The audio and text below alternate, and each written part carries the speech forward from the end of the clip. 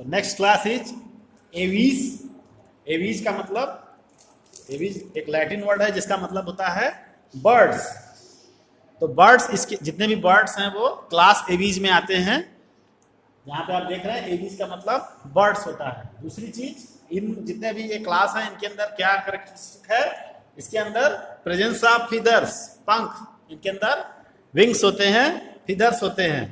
ठीक है, इसमें कुछ ऐसे भी हैं जो जिनके अंदर विंग्स तो होते हैं लेकिन वो फ्लाइटलेस होते हैं, जैसे कि ऑस्ट्रिच जो आपका बहुत बड़ा बर्ड है, आप देखे होंगे उनके अंदर भी विंग्स होते हैं मगर वो एक्टिव फ्लाइट नहीं कर पाते हैं, फ्लाइटलेस बर्ड होते हैं। लेकिन ज़्यादातर जो आपके क्लास में बर्ड्स हैं वो उनके अंदर फ्लाइट की कैपेबिलिटी होती है, वो फ्लाई कर सकते हैं।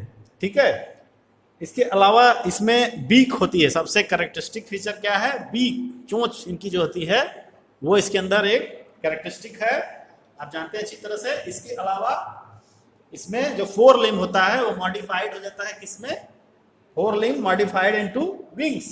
इनका जो विंग्स होता है एक्चुअली क्या है, वो मॉडिफिकेशन ऑफ फोर लिम्ब है। जो आगे के इनके लिम्ब्स हैं वो विंग्स में चेंज हो जाते हैं ताकि उनको एक्टिव फ्लाइट मिल सके। इसके अलावा जो हाइंड लिम्ब है उसके ऊपर स्केल्स होते हैं और वो वॉकिंग, स्विमिंग और क्लैस्पिंग के लिए मॉडिफाइड होते हैं। वॉक करने के लिए, जैसे जमीन पे थोड़ा बहुत चल भी सकते हैं, अगर वाटर में जा रहे हैं तो स्विम कर सकते हैं। और इसके अलावा क्लाज होते हैं इनमें, क्लैस्पिंग, पकड़ने के लिए आप देखेंगे कि क्लाज होते हैं इनके अंदर। तो ये किसमें होते हैं, हाइंड लिम्ब के अंदर मॉडिफिकेशन है, किसके लिए, वॉकिंग, स्विमिंग एंड क्लैस्पिंग, पकड़ने के लिए। ठीक है, इसके अलावा इनकी जो स्किन होती है वो कैसी होती है, ड्राई होती है, विदाउट ग्लैंड। इसमें कोई ग्लैंड, आयल ग्लैंड वगैरह नहीं होती। हाँ, टेल के साइड में, बेस के टेल के बेस पे कुछ ग्लैंड जरूर होती हैं जो आयल का सिक्रीशन करती हैं। ठीक है, तो जनरली इनकी स्किन कैसी होती है, ड्राई होती है, कोई आयल ग्लैंड इसमें प्रेजेंट नहीं होती है। इसके अलावा जो इनका एंडोस्केल्टन है वो कैसा होता है, एंडोस्केल्टन इज फुल्ली ऑसिफाइड, बोनी होता है, इनमें पूरी तरह से ऑसिफाइड है। और बहुत जो मेन बोन होती हैं, जो कि लॉन्ग बोन होती हैं, इनमें वो कैसी होती हैं, हॉलो होती हैं, अंदर से हॉलो होती हैं, अंदर से खाली होती हैं, बिल्कुल हॉलो होती हैं। हॉलो होने से क्या फायदा होगा, उनके अंदर कैविटीज बन जाएंगी, एयर कैविटीज, और उस एयर कैविटीज में एयर की वजह से क्या हो जाएगा, वो उनका वेट कम हो जाएगा। वेट कम होने से उनको क्या फायदा होगा, वो आसानी से फ्लाई कर सकते हैं। तो बोन्स इनका, जैसे हम लोग की बोन्स होती है, मैमल्स की बोन होती है, वो कैसी होती है, वो कम्पैक्ट बोन होती है, उसमें कोई हॉलो स्ट्रक्चर नहीं होता, कोई स्पेस नहीं होता है, बोन मैरो पूरी भरी रहती है। लेकिन बर्ड्स में एक फीचर होता है, एक कैरेक्टरिस्टिक है कि उनकी जो बोन होती है वो हॉलो होती है। क्यों, ताकि उनके अंदर एयर रहे और उनका वेट लाइट हो, और वेट लाइट होगा तभी वो प्रॉपर वे में फ्लाई कर सकते हैं। ठीक है, जैसे हम लोग एरोप्लेन बनाते हैं तो उसका वेट कोशिश किया जाता है कि कम से कम रखा जाए। ठीक है, इसी हिसाब से उनके मेटल्स का, फीचर्स का उसमें ध्यान रखा जाता है। तो बर्ड्स में भी वही खास बात है कि बोन्स तो हैं, लेकिन बोन्स कैसी हैं, वो न्यूमेटिक बोन्स उनको बोलते हैं। एयर कैविटीज होती हैं, एयर फिल्ड बोन होती हैं, हॉलो होती हैं। जब कोई चीज़ हॉलो होगी तो उसमें वेट अपने आप कम हो जाएगा। इसके अलावा डाइजेस्टिव ट्रैक्ट जो होता है इनका, बर्ड्स का, वो एडिशनल चैम्बर होता है। एडिशनल चैम्बर क्या बोलते हैं उनको, क्रॉप एंड गिजर्ड, क्रॉप और गिजर्ड होता है। तो उसमें क्या होता है, इनके अगर आप स्टमक को कट करके देखेंगे तो उसमें आपको दिखाई देगा कि कुछ आपको स्टोन्स के पार्ट, स्टोन्स के छोटे छोटे आपको पार्टिकल्स मिलेंगे। वो किस लिए होते हैं, क्योंकि वो जैसे भी कोई चीज़ ये खाते हैं तो खाने के बाद उसमें ग्राइंडिंग होती है उसके अंदर, तो इनके गिजर्ड में यही फंक्शन होता है। तो ये थोड़ा सा स्पेसिफाइड होता है, अभी आपके लेवल पे नहीं है। अगर आप बीएससी वगैरह में जाएंगे तो आपको इसका डिटेल मिलेगा कि वो कैसे फंक्शन करता है गिजर्ड। इसके अलावा कुछ उसमें मस्कुलर स्ट्रक्चर है, जो इनकी स्टमक की वाल होती है वो अंदर की तरफ ऐसे काफ़ी ज़्यादा वो मॉडिफाइड होती है, गिजर्ड की तरह होती है, और वो ग्राइंडिंग का वर्क करती है।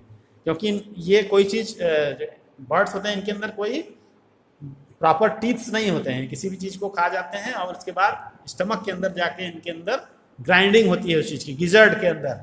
ठीक है, तो इस तरह से इनका स्ट्रक्चर होता है।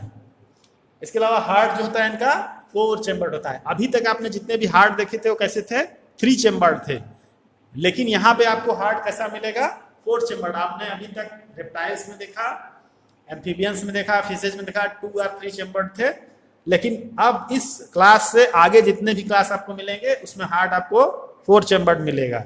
और दूसरी चीज इसमें क्या खास बात है, अब एवीज से ही, बर्ड क्लास से ही आपको आगे जितने भी एनिमल्स मिलेंगे वो कैसे मिलेंगे, वार्म ब्लडेड एनिमल्स।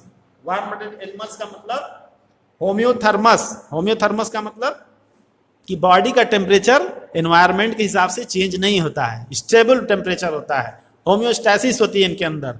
होम्योस्टैसिस का मतलब कि बॉडी का टेम्परेचर एक नॉर्मल टेम्परेचर, एक टेम्परेचर मेंटेन रहता है। जैसे हमारे बॉडी का टेम्परेचर 98.6 डिग्री फ़ारेनहाइट मेंटेन रहता है, उसी तरह बर्ड्स में भी होता है।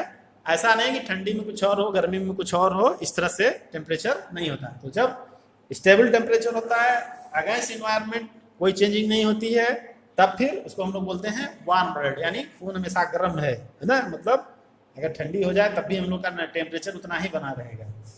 ठीक है, तो इसके बाद हम लोग रेस्पायरेशन पे आते हैं। रेस्पायरेशन में कैसे होता है, लंग्स के थ्रू होता है।